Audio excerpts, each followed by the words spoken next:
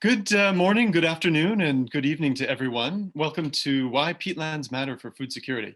I'm Jeremy Van Loon. I'm the team leader at C4, and I'll be moderating this session today. Thanks so much for joining us. This is a really important topic, and there's lots of great opportunities to continue to discuss this important topic. So as I mentioned, we have a very esteemed panel today from 4 continents spanning all the major tropical peatland regions. Our discussion is going to be divided into 3 sections. First, we'll speak with community representatives about their experiencing living in and managing peatlands on the ground. And then we'll have a discussion with 2 scientists about peatlands and the research that they're doing. And finally, our last group, we're very lucky to have 4 senior representatives from governments in Peru, Indonesia, the Democratic Republic of Congo, and the Republic of Congo. So in the interest of time, I'm not going to introduce everybody here. I'll make some brief remarks at the beginning of each section just to let everyone know who is speaking. But if you would like to see their full bios, some very impressive bios there, you can read those on the GLF website or on the ITPC website at tropicalpeatlands.org. And with that, we are now going to show you a very brief video, and we'll be back shortly.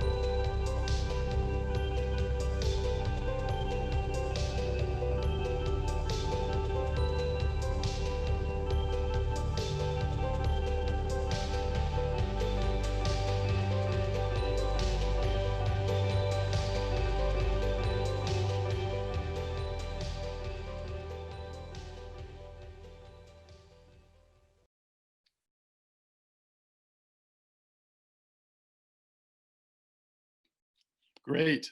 So that was just a little teaser to show you some scenes from different tropical peatlands.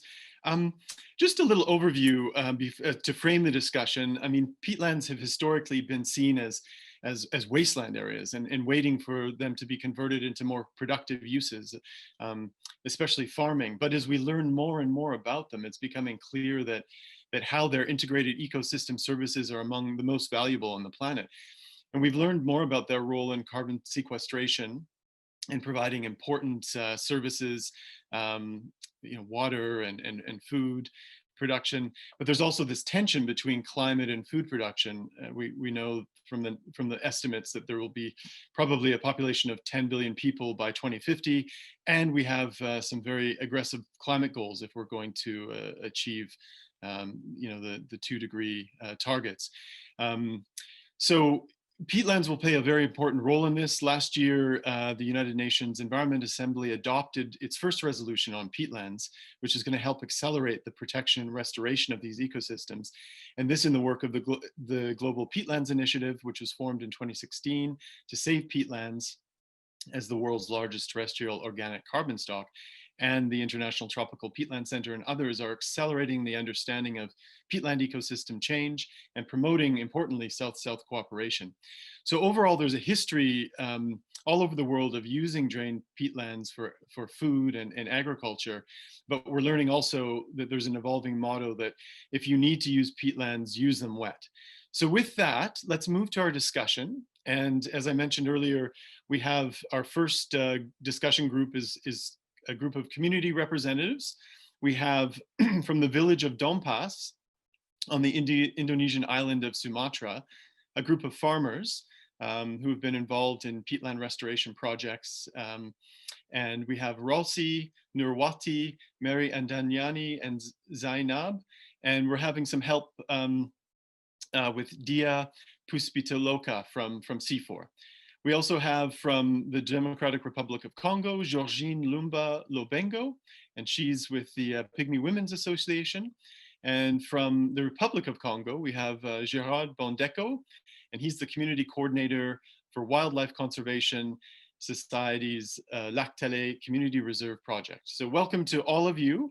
And to start us off, I was hoping that we could have the Dompas group start and explain very briefly. Tell us about your landscape. Tell us about the peatlands in your region. Over to you.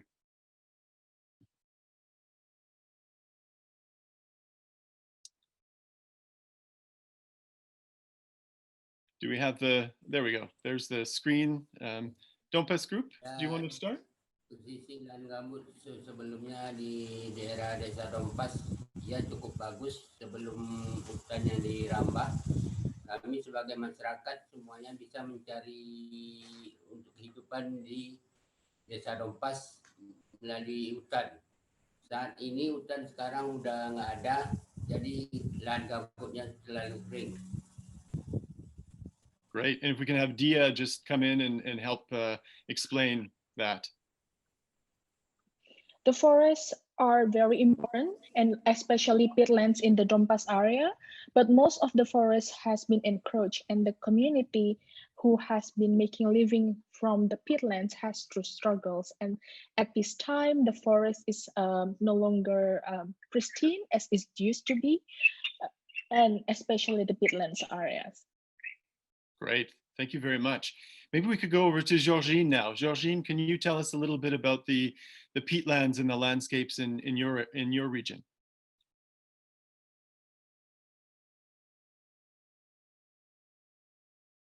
Over to you, Georgine.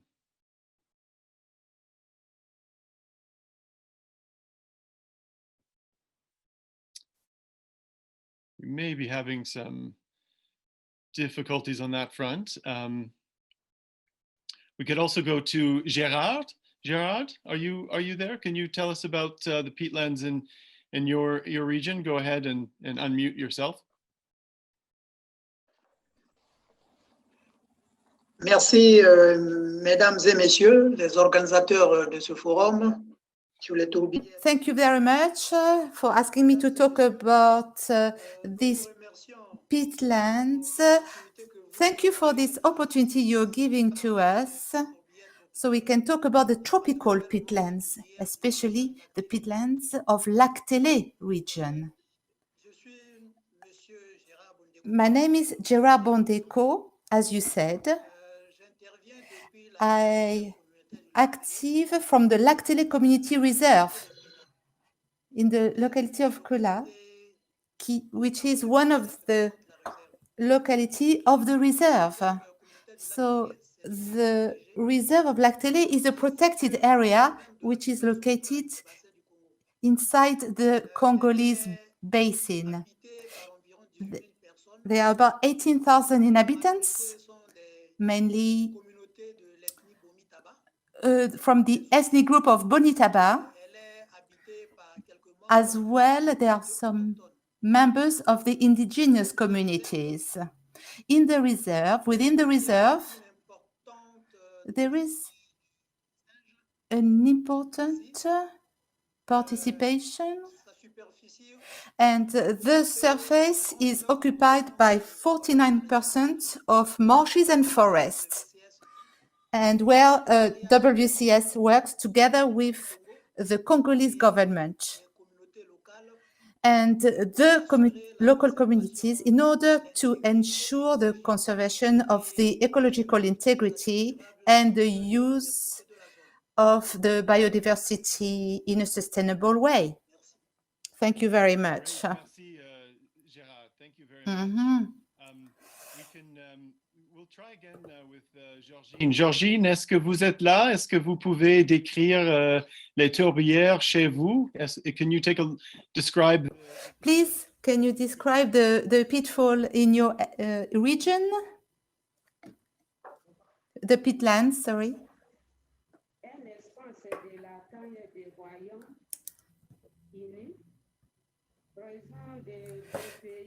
Well, there are two common countries, Republic Democratic of Congo.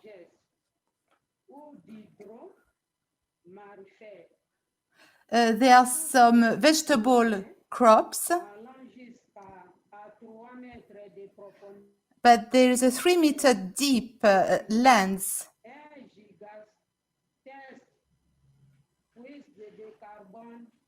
And there's an awful lot of carbon reserve,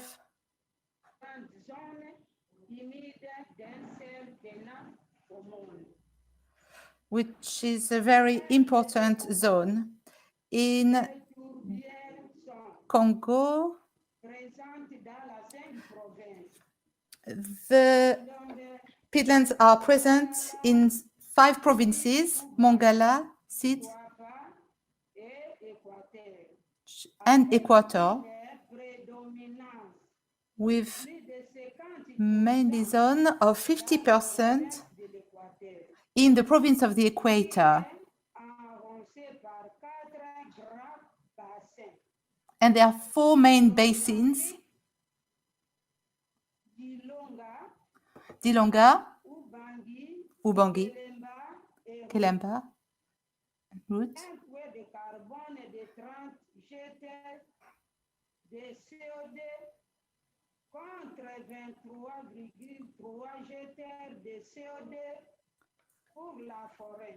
That is for the forest. An estimate on the mapping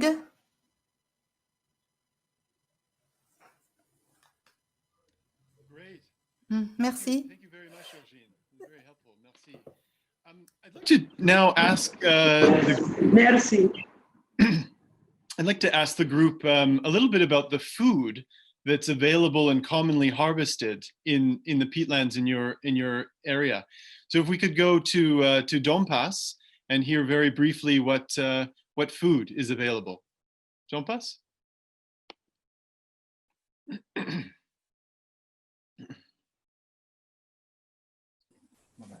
Makanan yang bisa ditanam di lahan gambut yaitu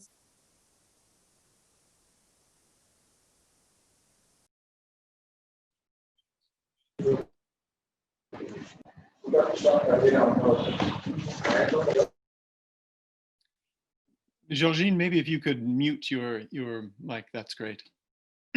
Dompas, go ahead. ubi jalar, pupuk tanpa apa kan orang dulu bercocok tanam. Jadi sekarang ini kami pengen lagi suasana yang kayak gitu. Kalau bisa pemerintah dalam negeri maupun luar negeri membantu untuk bercocok tanam kayak gitu dulu lagi. Itu yang kami rindukan sekarang nih, Bu. Thank you. And Dia, can you share with us in English? So there used to be a lot of food that can be planted on the peatland and also at the forest. For example, cassava, sweet potato, but since there are drought, it's very difficult to plant like that again. They are used to also plant and cultivate vegetables in the earlier time, but it's not possible right now. So they expect the government will help in cultivating programs. Excellent. Thank you very much. Maybe we can go now to Gérard. Gérard, can you tell us a little bit about the food in your area, in the peatlands there? La nourriture et ce qu'on peut manger là-bas, chez vous. Merci. Thank you. Very briefly, I will present you the diversity of the food we can find in the peatlands of Lac Télé. We have fish, which you can find from the fishing, of course. Wild animals meat, bush meat, coming from the hunting. We have forest products which are not wood, honey, nuts, wild products from the collecting. You can see the caterpillars as well and the eggs of the caterpillars.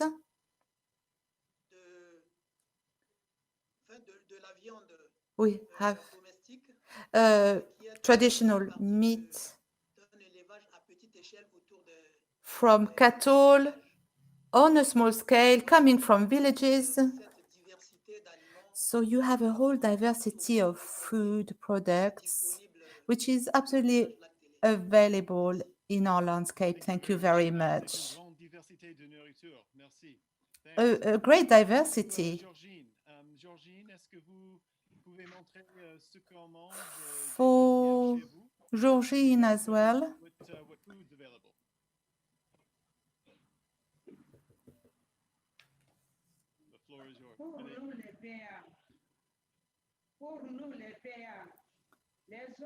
Forests, for the forest zones and the peatlands, they are like a supermarket. We collect everything we need as food.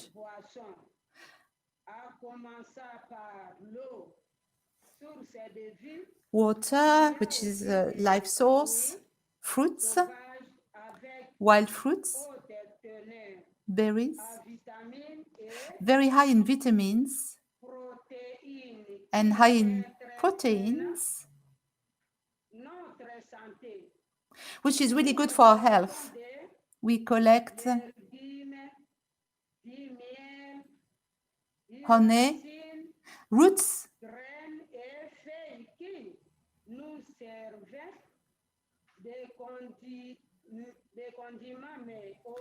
and this is good for our various ingredients. But as well, we have bush meat, fish for our own livelihoods, which is a priority. All this is today with the exploitation of the markets. Great. Thank you very much. Merci. So I want us to go back to Gérard. And Gérard, you told us a little bit about the food that was available in your community. How important are these foods? Quelle est l'importance des aliments dérivés des tourbières? Gérard, over to you.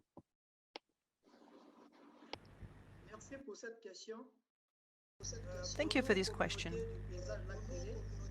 For us, community of the Lac-Télé landscape, food from peatlands have a capital role for us because they ensure that we have food safety, food security with the presence of water in peatlands. So this water presence, this water being around, is going to regulate the production of food, but also animals and fish, which is a source of animal proteins for the community living in this area. Also, peatlands will foster the production of forests, producing nuts, honey, and peatlands play a key role as well because they facilitate fertilization for our crops. Key role as well for us in the production of plants that are used not only for food, for cattle, but also for traditional medicine in order to treat the disease of some of the people in our community. Great to hear. I'd like to just move quickly over to the Dompas community. As part of a research project, there were 10,000 pineapples that were planted on formerly degraded peatland. And I was curious to know if you could tell us, why were the pineapples chosen? How have they turned out? And were they a good choice in restoring the peatlands there? Dompas, over to you.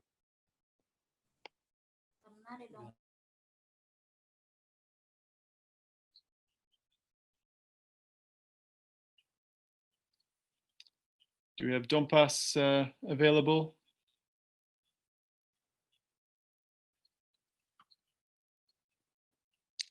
Maybe there's a bit of a lag there. We can always go over to.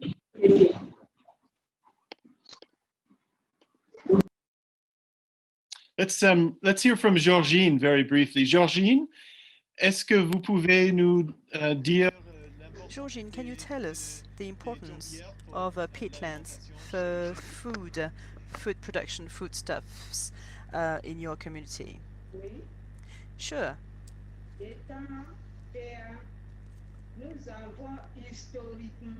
Historically, we've had peatlands, but also we have fishing, hunting in our forest, but in our province,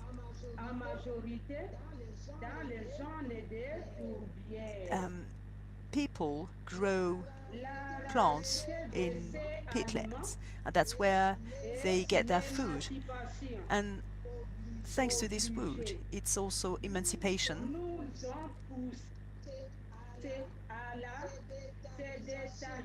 And then, because of this, people have become less, more nomadic, so to speak. In a majority, without any right to have the right to own land. But at the same time, the resources are becoming more and more scarce. Thank you. Thank you very much. Merci, Georgine. Thank you so much. I'm wondering, is the Dompas group available to talk about the pineapple plantation? And or Dia, you could also just summarize what they were going to say if they're not available. Hi, Jeremy. The that being planted is agroforestry pineapple is a part of the CBFPR business models that is developed by C4 and University of Ria. We work alongside with the local community, and I would like to hand it to them to answer these questions further. Over to you, Dompas. Silakan. Yeah.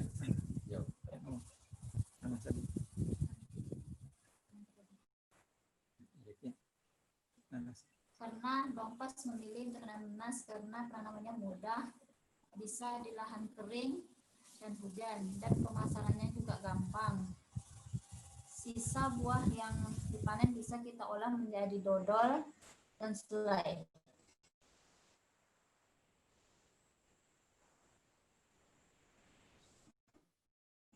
Okay, thank you. Thank you. Dia, could you explain? They choose to plant pineapple because it's very easy to cultivate, and also for being marketed, it's also easy to be harvested. And once it's harvested, it can be processed into a sweet jam. Fantastic. Oh, that's great. Okay. Let's move on to the next question. I was hoping to get a brief description of how your communities manage peatlands. And if we could start with Gérard, that would be great. Over to you, Gérard.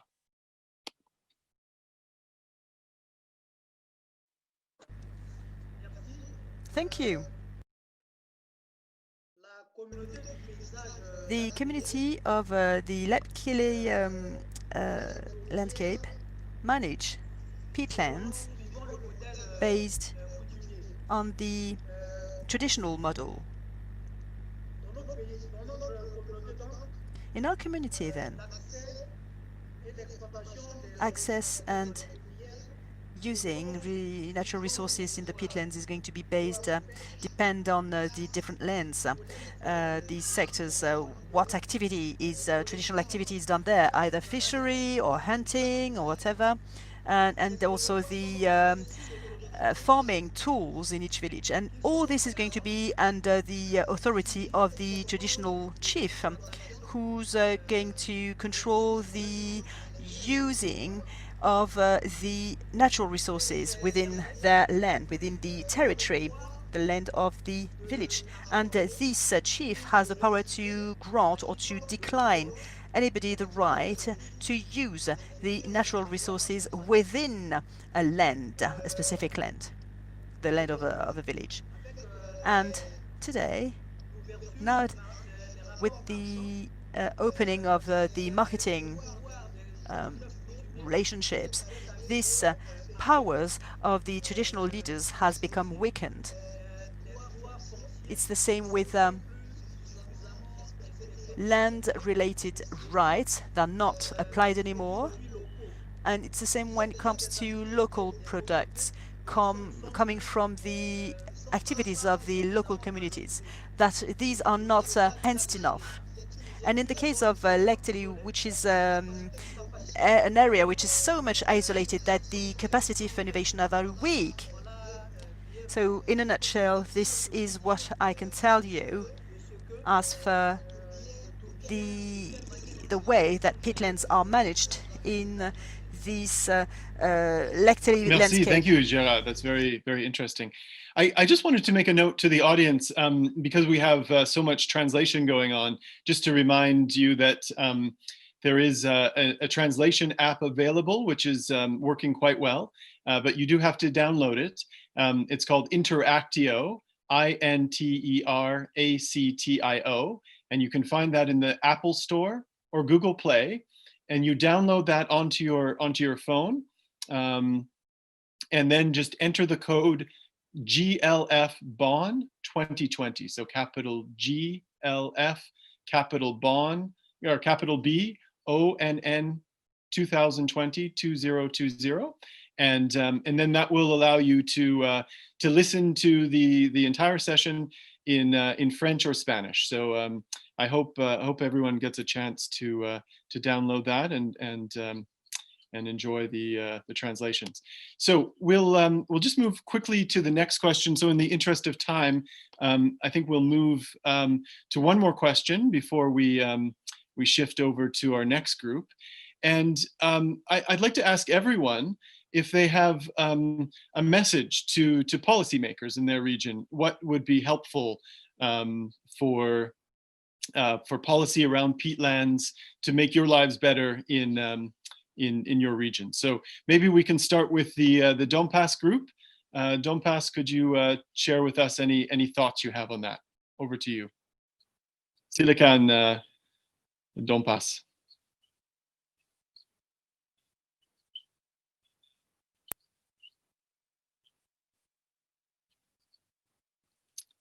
Dompas, are you there? Ya, boleh Bu. There you are. Please go ahead. Thank you.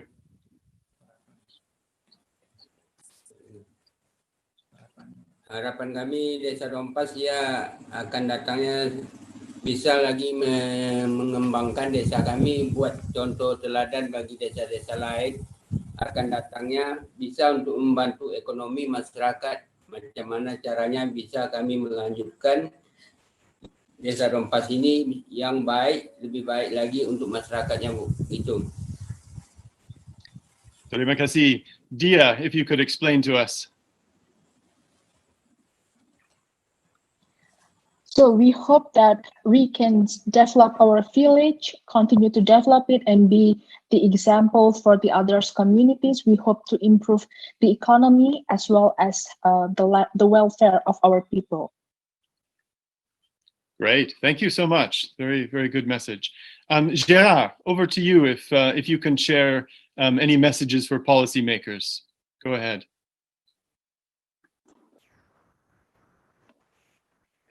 Pardon?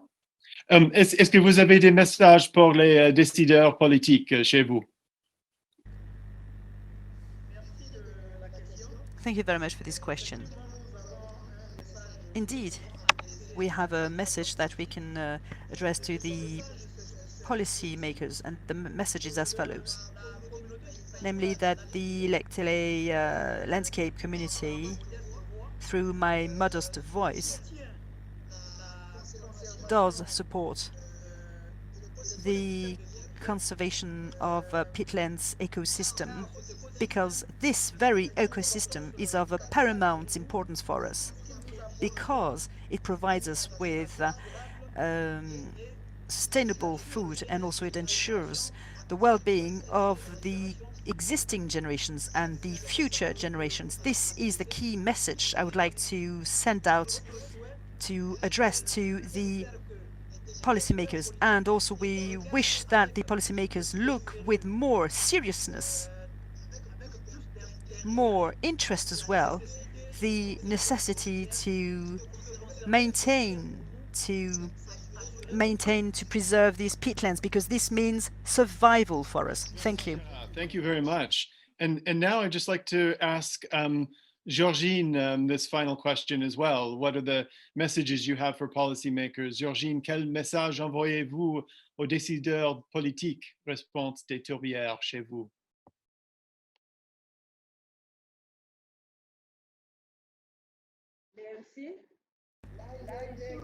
Thank you.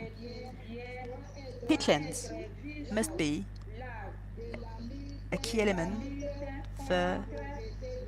to fight the poverty of the communities who live, and also the indigenous populations.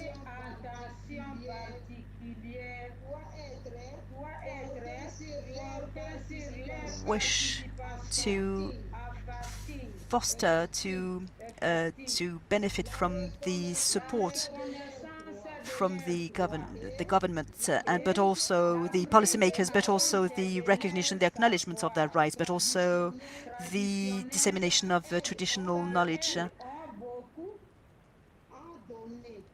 because they have much to give.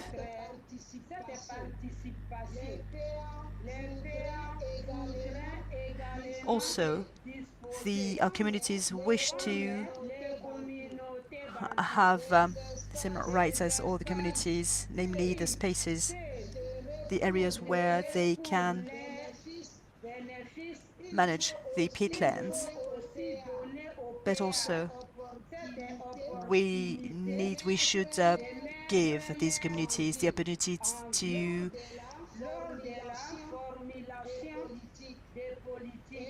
benefit from the interest of those policy makers, along with strategies in view to the conservation of peatlands. We also wish the FAO, as well as the other organizations, to provide significantly the means for us to implement projects. We don't have sufficient means and resources to make these projects possible.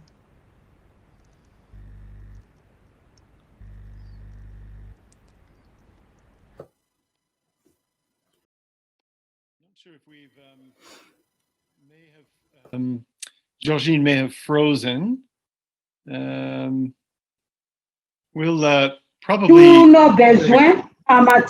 for our needs when it comes to... Sorry, Georgine, you froze for a little bit, but were you finished? Est-ce qu'il y a encore des choses à dire?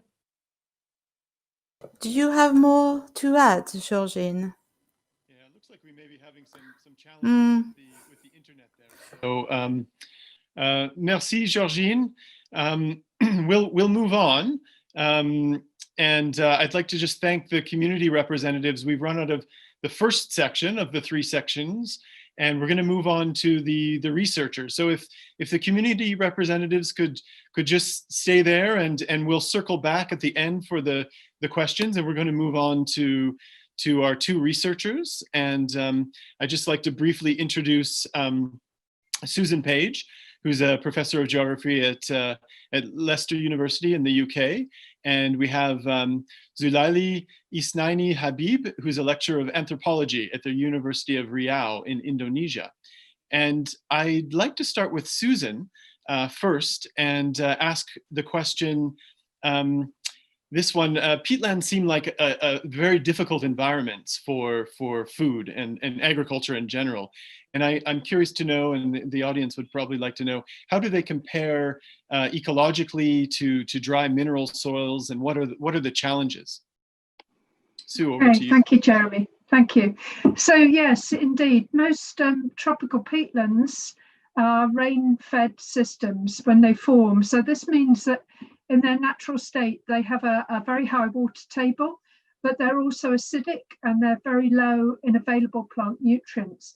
So if we want to convert these essentially wetland systems into a dry land that's suitable for growing a typical range of dry land crops, then we have to do various things. First of all, usually the forest will have to be removed, so natural vegetation cover taken away.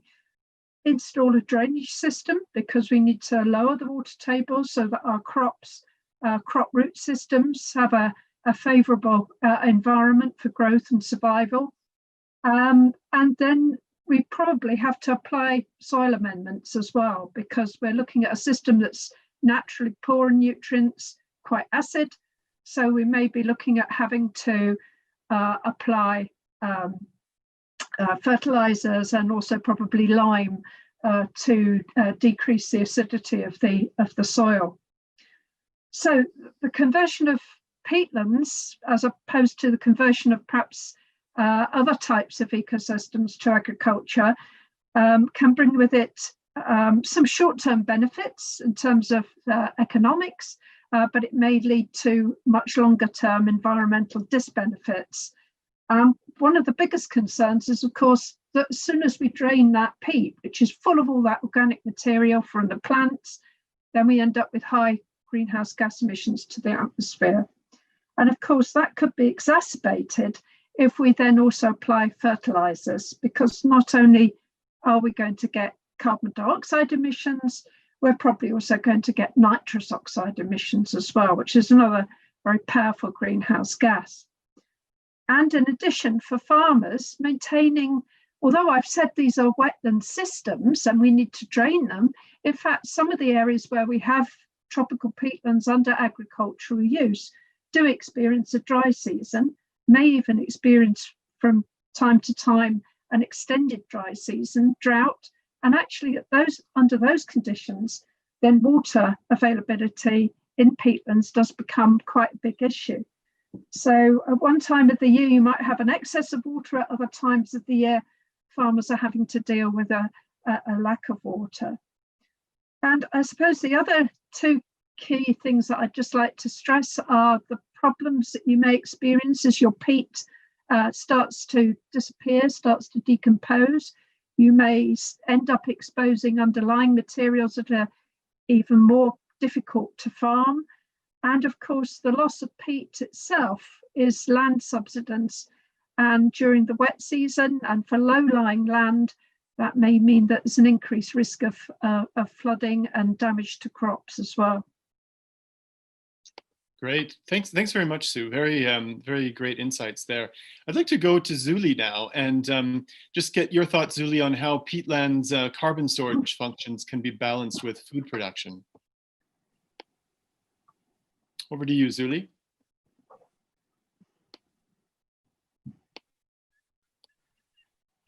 You may have to unmute yourself. There we go. Okay. And if we could see if you can turn your camera on too, that would be great.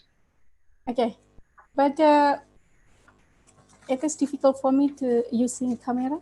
Okay. Then. Okay. Thank you.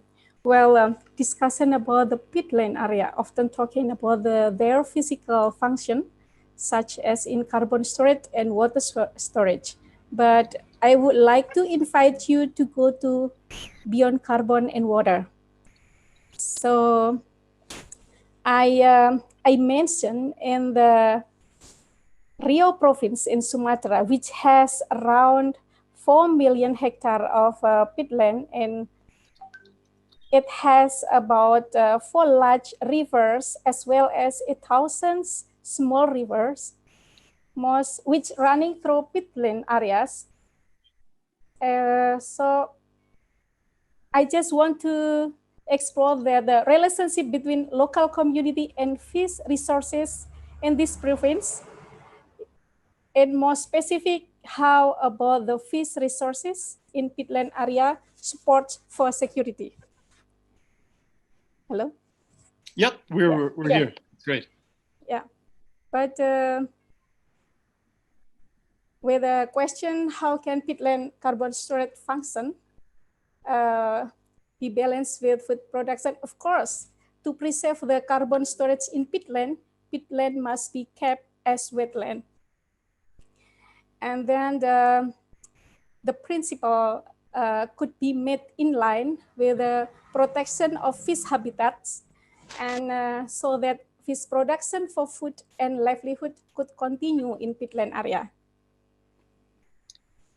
That's great. And actually, Zhu Li, now that you mentioned fish production, you've done a lot of research on fish production, and it would be great to hear a little bit more about the role that they play in livelihoods. We know that fish is obviously a very important source of protein, and also that there's a long history of using peatlands in that part of the world where you've been doing your research in Indonesia as kind of an extension of the ocean. So what are the traditional approaches to fishing in peatlands in this culture? Yeah, well, from the slide, the map shows there the information and the data about fish resource and fish resources utilizations by local communities from 5 areas in Rio province.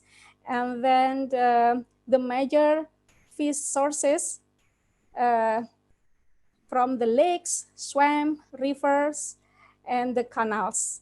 And the number of the fishermen in peatland village demonstrates very small portion of the local population. And the fishermen are using different methods to get fish, and almost of them are using the traditional technology and also environment friendly gears. That's great. Very important part of the food production system there. Thank you. We'll just move back to Susan now. And I was wondering if you could share with us some insights into polluticulture, or otherwise known as the growing of food in areas with high water tables, like peatlands, obviously, how it works, and what are the ecological conditions required? Okay, thanks, Jeremy. Well, if we want to reduce the greenhouse gas emissions from drained peatlands, which is one of the biggest disadvantages of agriculture on peatland, then one of the options really is to raise the water table. And instead of growing a range of dryland crops, to grow a range of wetland crops. And this type of wet agriculture is sometimes referred to as polludiculture. Now, most of the crops that are currently being grown on peatland in Southeast Asia are not wetland crops, they're dryland crops. And most of those crops, therefore, are very poorly adapted to high water table conditions. But there have been a number of studies recently that have identified potential crops that could be grown at high water table. Some of those are actually native to the peat swamp forests, so native species, well adapted to the typical conditions that you would find in a wet peatland environment. The problem is that whilst we've identified some potential species, some potential crop species, some of which could be food crops, none of these have yet really been grown at any kind of scale.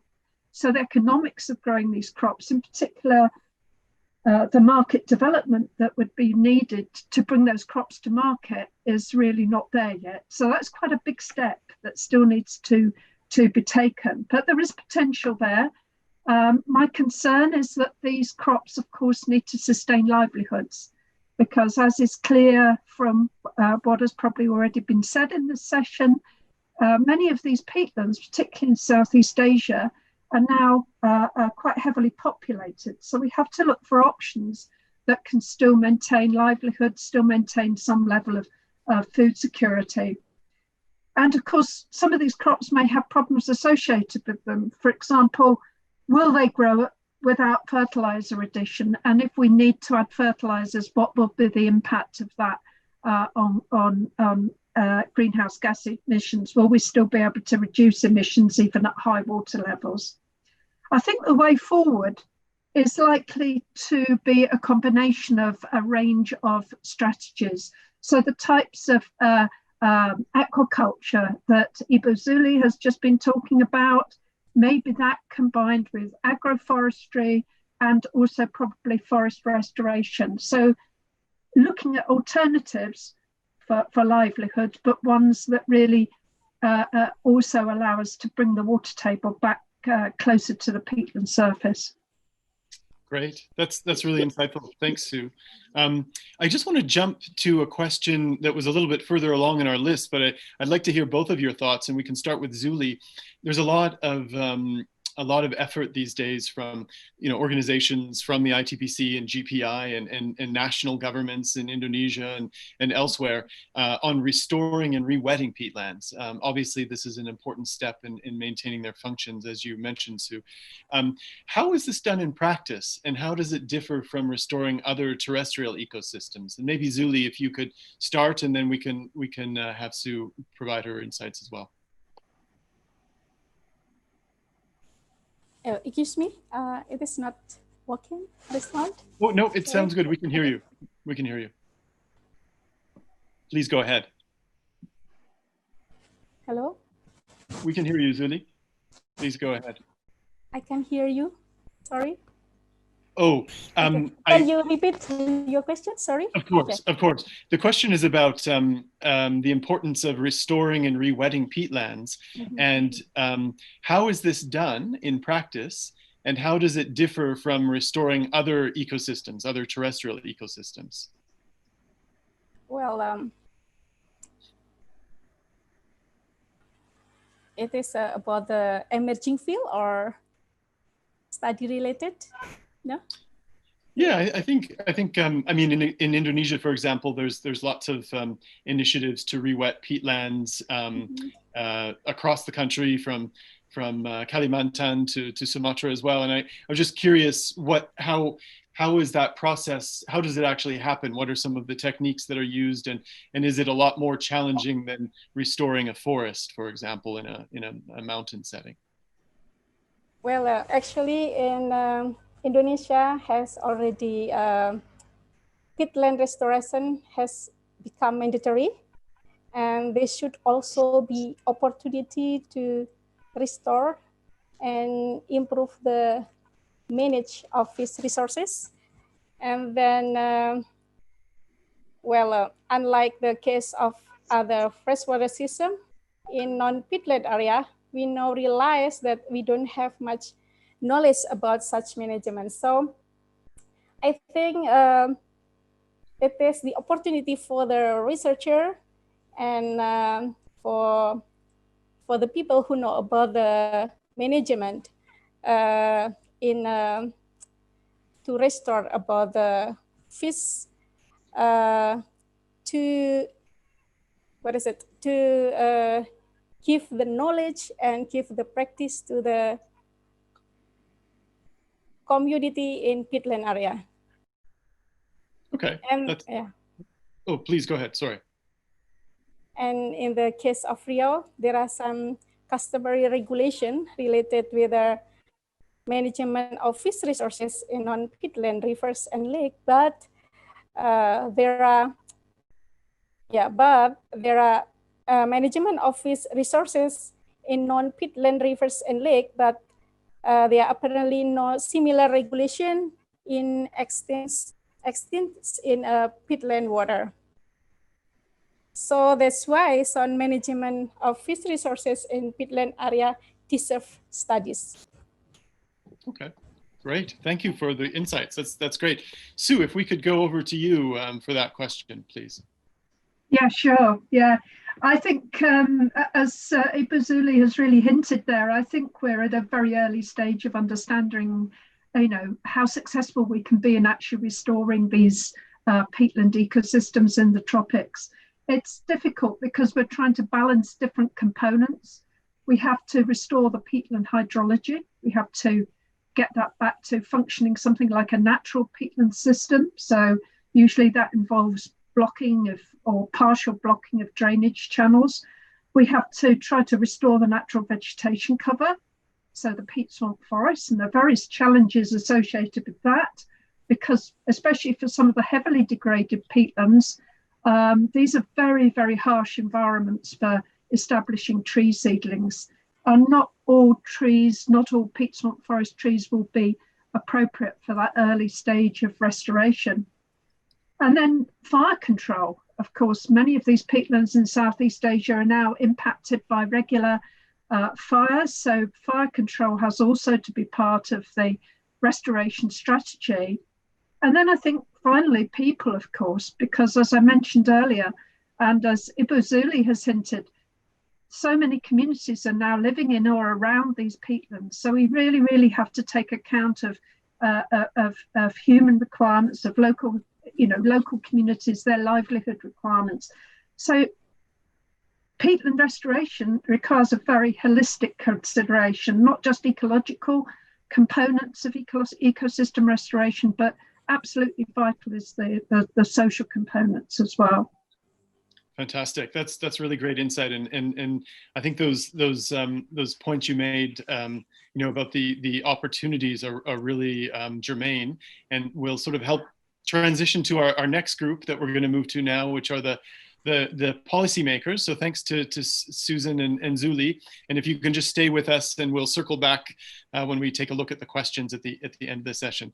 So I'll just move on now to our esteemed group of policymakers from around the world. And we're very lucky to have 4 really accomplished and senior gentlemen with us. Mr. Alu Dohong, who's the Vice Minister at the Ministry of Environment and Forestry for the Republic of Indonesia. We have Roshirma Mapasi Mumpasi, Director General of Sustainable Development at the Ministry of Tourism and Environment in the Republic of Congo. We have Gabriel Quihandria Acosta, the Deputy Minister of Strategic Development of Natural Resources in the Ministry of Environment in Peru. And we have Jean-Jacques Bambuta at the Democratic Republic of Congo, National Coordinator and Focal Point of Peatlands. So thank you all very much for joining us. It's a real pleasure to have you with us. You've already heard a lot of input from our scientists and our community leaders. I was hoping all of you could start, and maybe I'll start with Pa Alu, to briefly describe the extent and conditions of the peatlands in your country. Over to you, Pa Alu. Thank you. Good morning, everyone.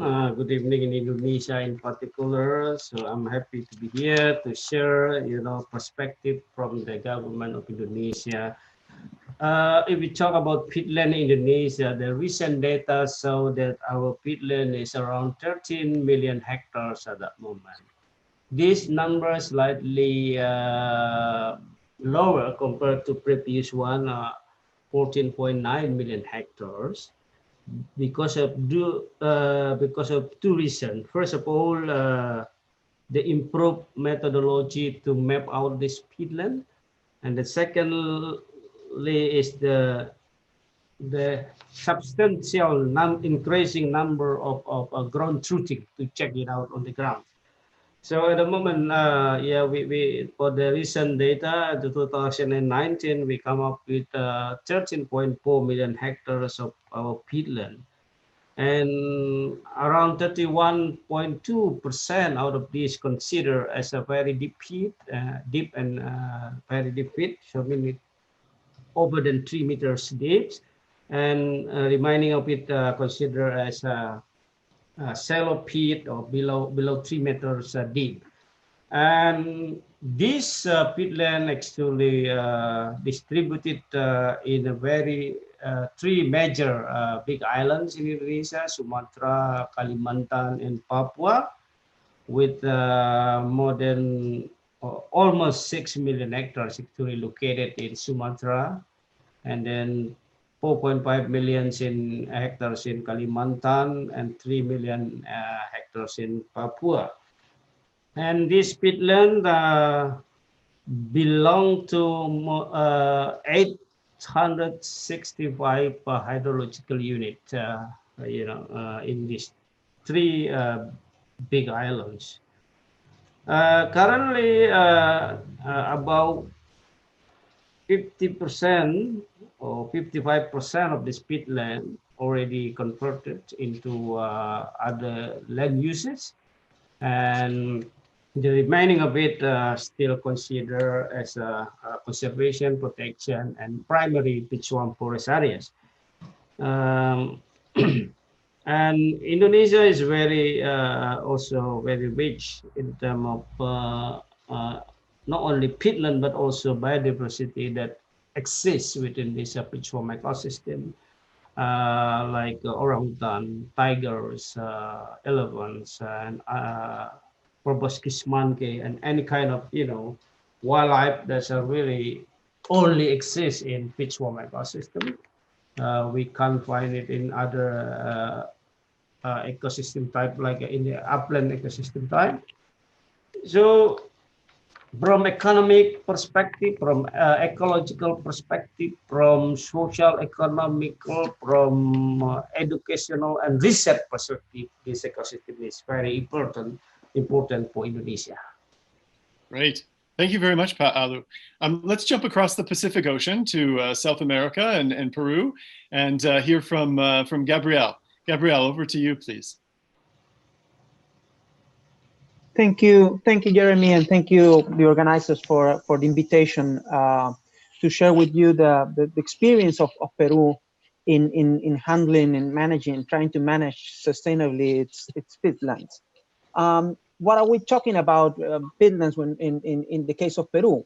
We're talking about 5.5 million hectares of tropical peatlands that happen in the lowlands of our Amazon basin, mostly concentrated in two areas, in a big protected area that is the experience I will talk about forward, and in a big Ramsar area that has been recognized, and it's the biggest wetland we have in the country.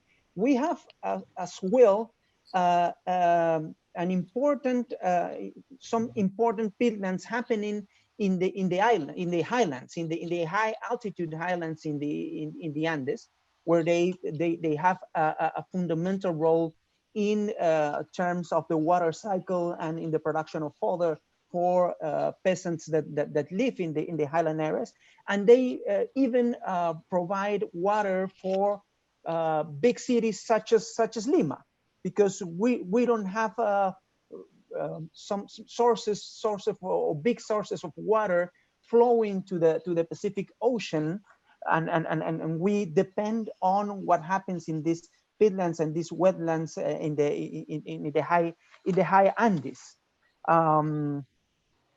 I leave it here, and then I can come back and describe more on this issue. That's great.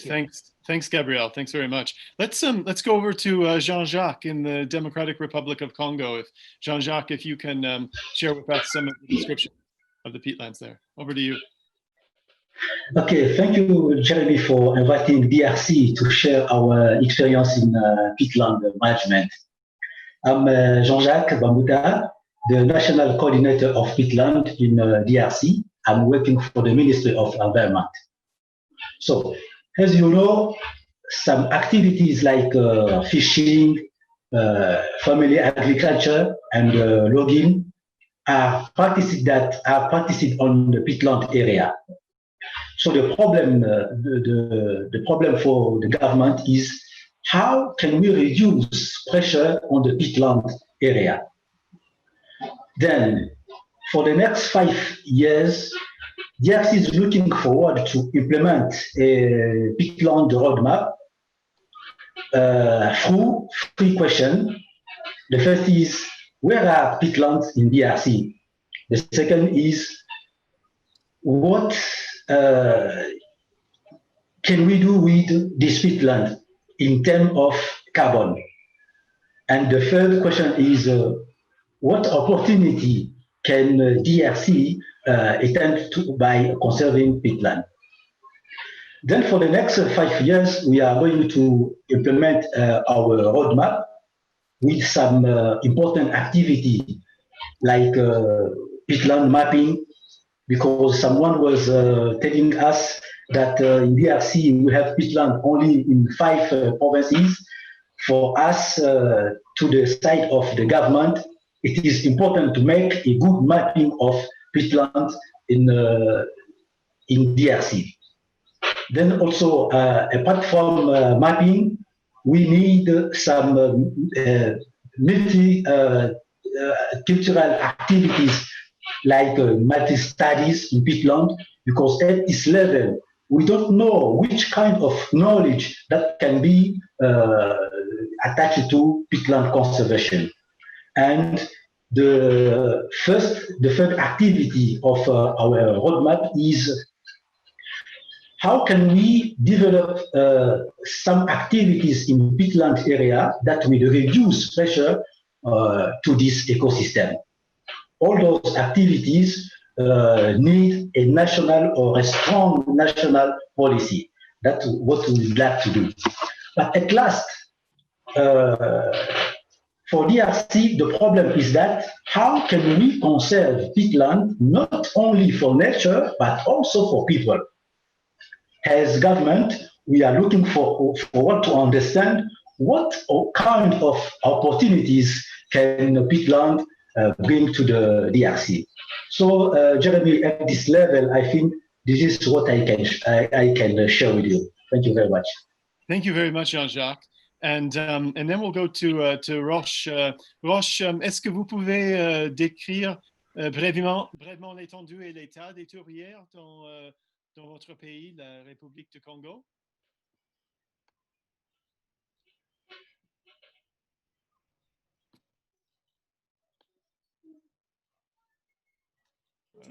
Allô, vous m'entendez là? Ah, oui, voilà. Ah, d'accord, merci. Donc, je suis donc Jean-Marc Passi-Moupassi, directeur général de développement durable à la République du Congo. La question relative à l'étendue des tourbières, il faut savoir que les tourbières, on parle ici des tourbières de ce qu'on appelle de la cuvette centrale du bassin du Congo. Donc, ces tourbières s'étendent de la République du Congo à la République démocratique du Congo. En un seul bassin. Donc, ça va de la République du Congo à la République démocratique du Congo. Et sur les deux pays, c'est à peu près 145 500 km². Et nos amis de la RDC détiennent les 2 tiers de ces tourbières. Et nous, la République du Congo, nous avons donc le tiers qui fait à peu près 48 500 km².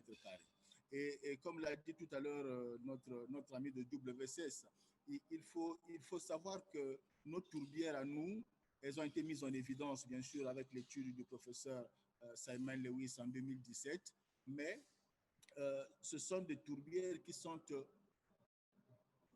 heureusement déjà situées dans ce que je pourrais appeler une aire protégée. Donc, nos tourbières ont eu la chance d'être situées déjà dans une... Cette zone avait déjà été constituée en aire protégée. Et à l'époque, bien sûr, nous ne savions pas que cette étendue regorgeait de tourbières.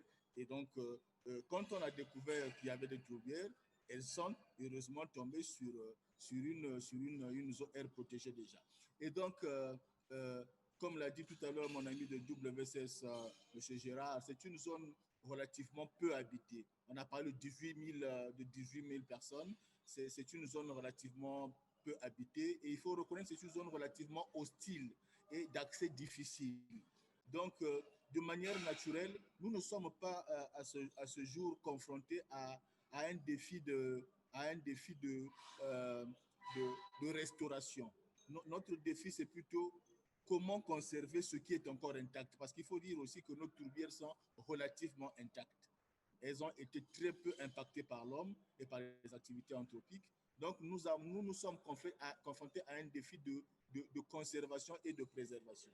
Et donc, nous avons eu très tôt conscience de cette bombe écologique que notre tourbière regorge, parce qu'il ne faut pas qu'on oublie que ces tourbières séquestrent à peu près 30 milliards de tonnes de carbone sur les deux pays. 30 milliards de tonnes de carbone, d'après les études du professeur Simon Lewis. Et actuellement, le professeur Simon Lewis est revenu sur le Congo pour continuer à finaliser, à peaufiner ses études. notamment la cartographie exacte de ces tourbières. C'est le travail qu'il fait en ce moment avec l'appui de l'université de Leeds, mais aussi il veut évaluer exactement quelle est la quantité de carbone qui est séquestrée dans nos tourbières. Quelle est la quantité exacte? Aujourd'hui, l'évaluation est à peu près 30 milliards de tonnes de carbone sur la RDC et la République du Congo. Donc, nous sommes confrontés à un défi de conservation et de préservation et nous avons déjà commencé avec nos partenaires à déployer des projets. Tout à l'heure, j'ai suivi notre ami de WCS qui disait que pour eux, pour les communautés, il faut que l'État aide à la préservation et à la conservation de ces tourbières. Effectivement, l'État s'y attelle. Le Congo a très tôt pris conscience de cette problématique. Nous avons organisé ici la 3e réunion des partenaires de l'initiative mondiale pour les tourbières avec la RDC, l'Indonésie. Nous avons signé à l'issue de cette réunion ce qu'on appelle la déclaration de Brazzaville, qui engage les 3 pays à se soutenir et à s'appuyer dans le cadre de la gestion de ces tourbières. Nous voulons profiter de l'expérience de l'Indonésie, qui, elle, a eu un peu une démarche dans le passé, qui a peut-être participé à la dégradation des tourbières. Donc, nous voulons nous appuyer sur l'exemple de l'Indonésie pour ne pas faire les mêmes erreurs, certainement, et pour préserver ce capital important. Pour nous-mêmes, c'est vrai, pour nos communautés aussi, mais aussi pour toute la planète. OK. Merci, Roche. C'est vraiment une grande quantité de carbone chez vous. Merci, c'était très intéressant. I'm going to move over back to Jean-Jacques and then eventually Gabrielle. I was hoping to know more about the most effective policies for protecting peatlands. What have you used in the DRC? And then we'll go over to Peru after that. Over to you, Jean-Jacques. Okay, as I was saying, the most effective policy of peatland conservation for DRC will be the policy that will bring opportunity to the local communities, opportunities to the local communities and indigenous people. So we are looking for policy that will reduce poverty, because this is why local communities and indigenous people are making activity on the peatland area. So what I would like also to add is this: we have been talking for peatland in DRC since 2 years, let's say. So we are not very far. This is why we are looking for policies, opportunities, good experience like what Indonesia have done. So this is what I can say at this level. Great. Thanks so much, Jean-Jacques. Very nice. Gabrielle, how about in Peru? What have been the most effective policies to protect peatlands? I may differentiate two stages, two phases. The first one being around the establishment of protected areas, such as the Pacaya-Samiria National Reserve, or the establishment of the Abanico del Pastaza Ramsar area that we presented to Ramsar and was approved, that were in the logic of establishing a protected area or some area-based management areas. And a second phase that it's characterized by the promotion of the sustainable use of the resources happening in this area. What the experience we are showing here in the Pacaya-Samiria National Reserve takes advantage of the possibility that the National Reserve allows for the use of natural resources for local communities.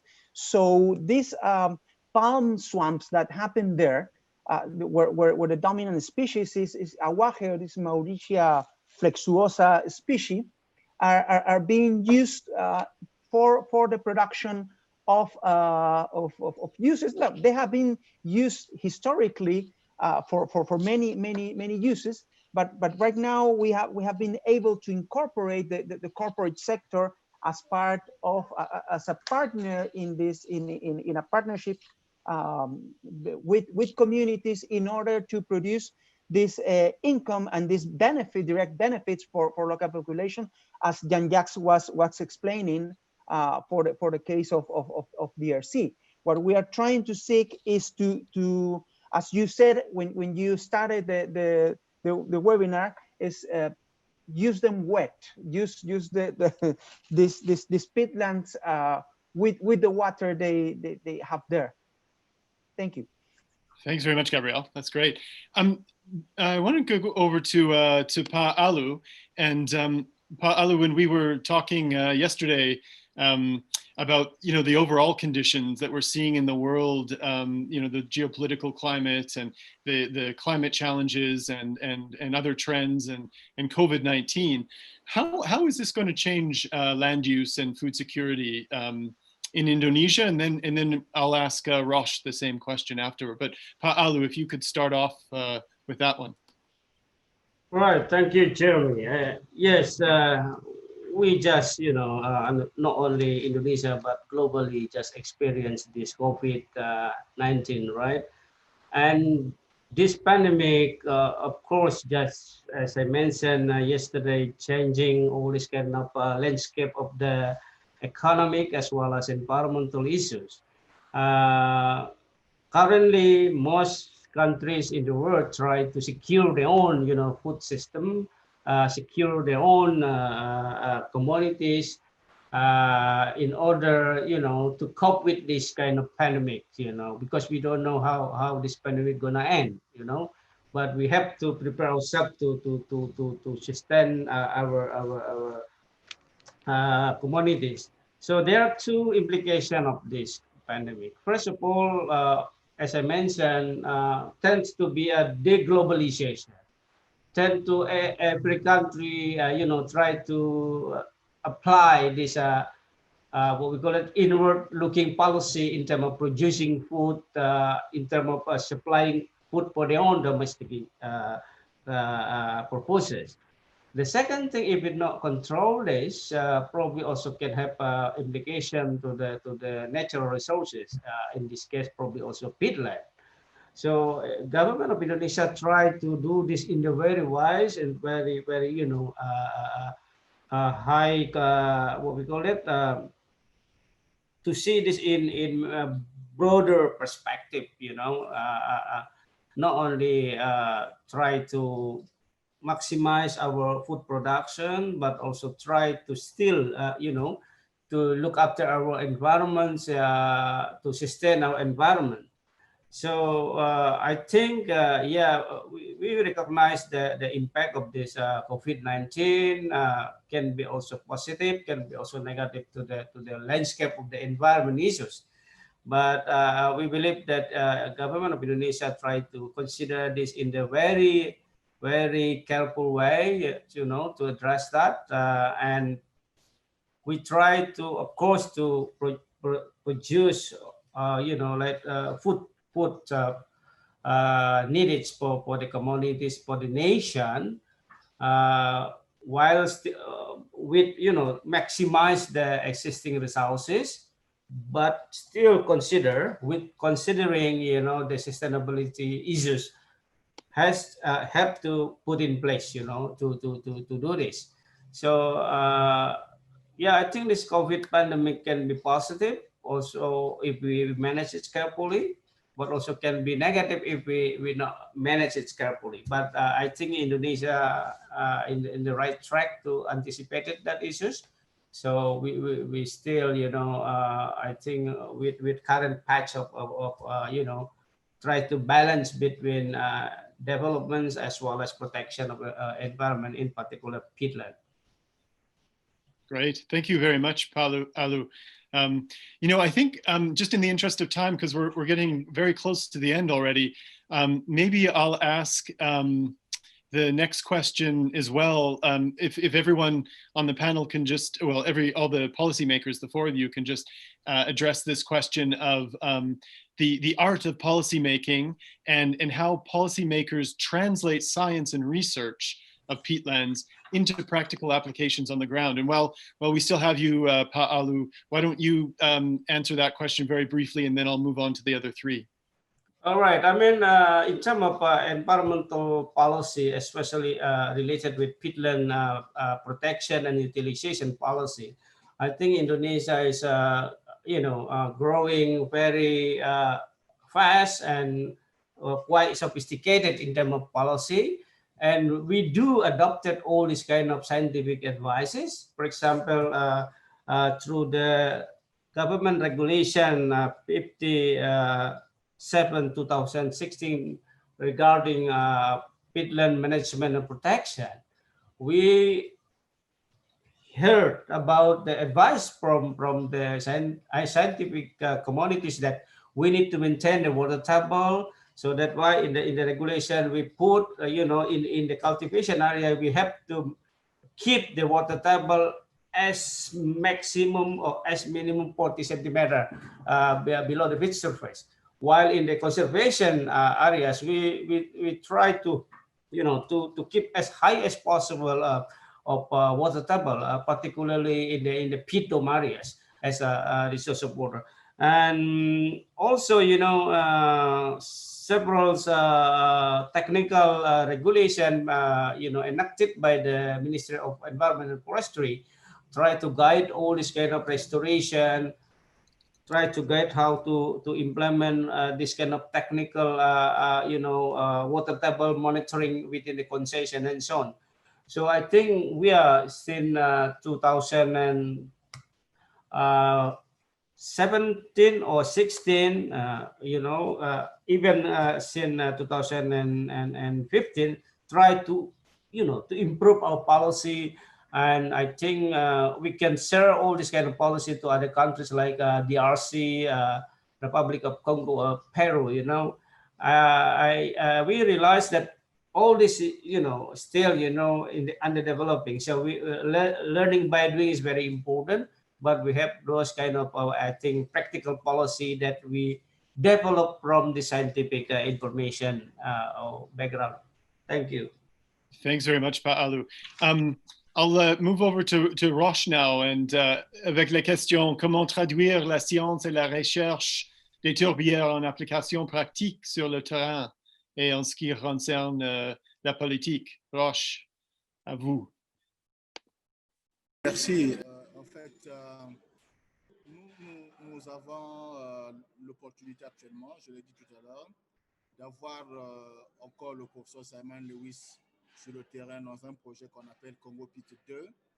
Et ce projet, actuellement, il travaille, je l'ai dit, à la cartographie des tourbières, à une connaissance plus approfondie des quantités de carbone séquestrées.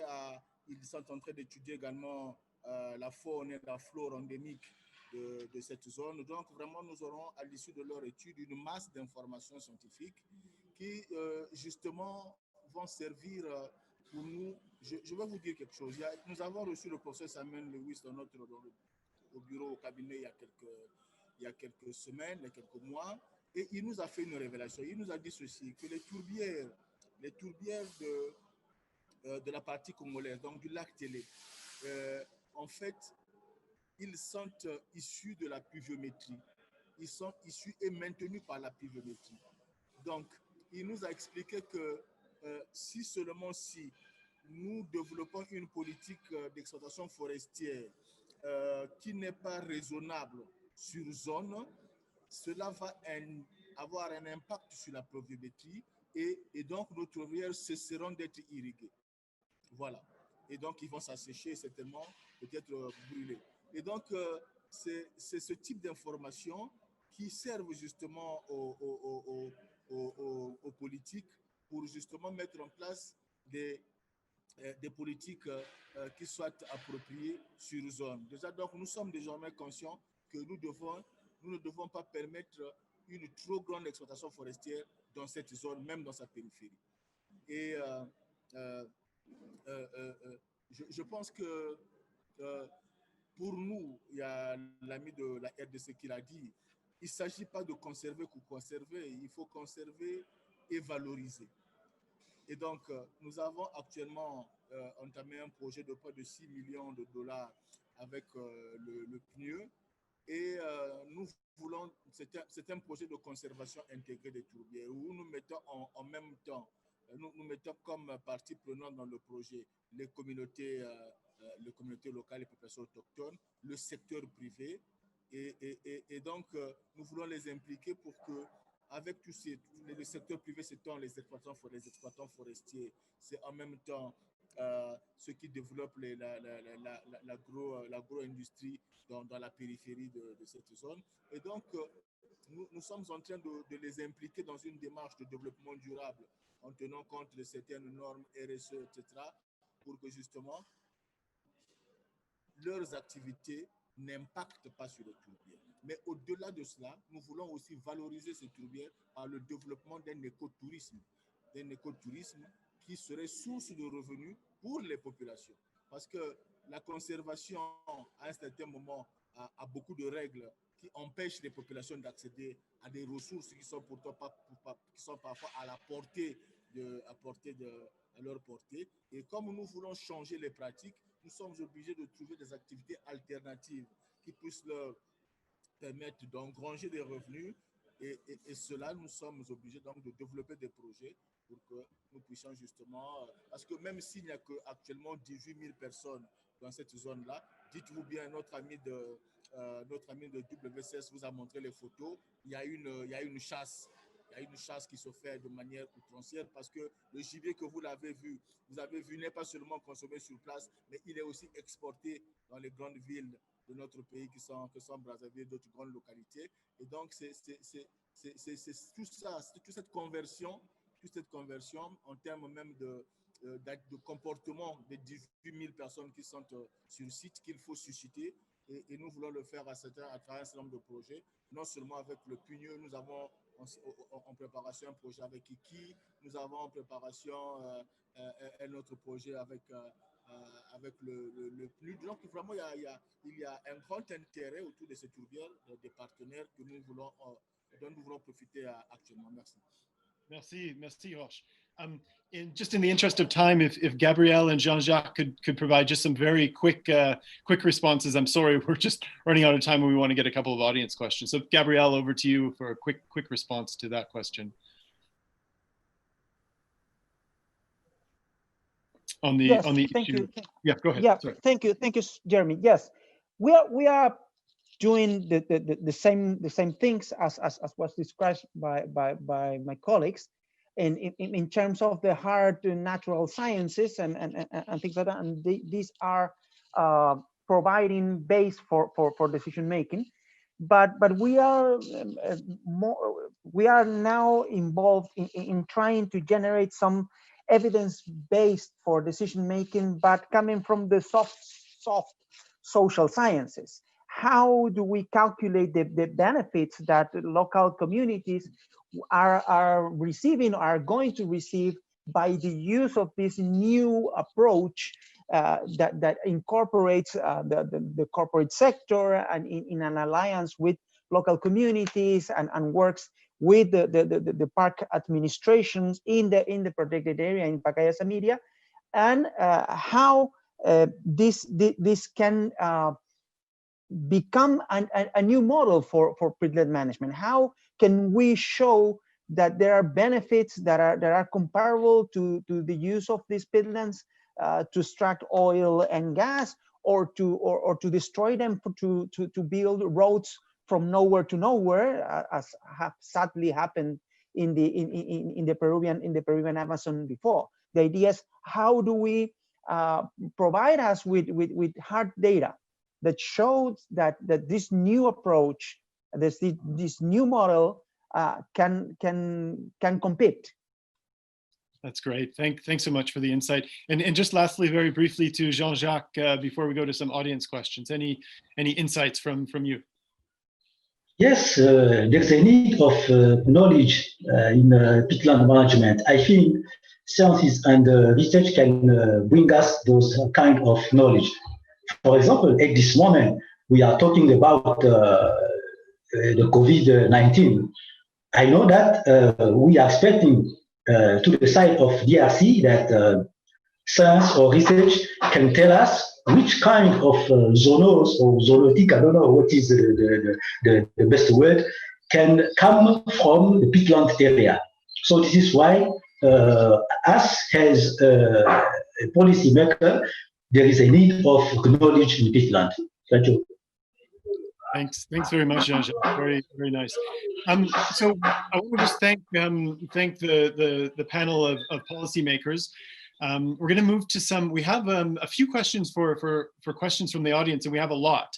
And hopefully we can get through 2 or 3 before we have to wrap up. The first question, and the one that is the most popular, is how to encourage people to stop fully transforming peatlands into other uses, especially using slash and burn practices.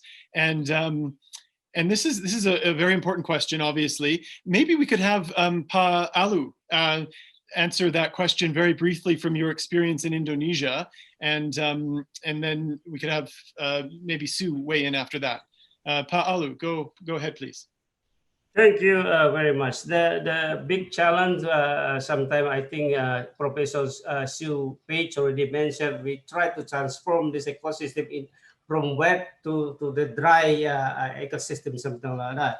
So actually, we in Indonesia right now we try to to promote, we call that 3 bases of peatland uses. That are first is land-based, and water-based, and environmental services-based. So in order, to reduce all this kind of conversion of peatland by using fires, actually we can promote this kind of water-based livelihood system, like fishery and other type of livelihood that really, use peat in the wet or moisturized condition. And second thing is actually transformation of technology. It is very important, because by new technology that we can maximize the opening of shallow peat, for example, for agriculture without fires. And the last thing I think, because everyone just mentioned that peatland is very important as a carbon storage.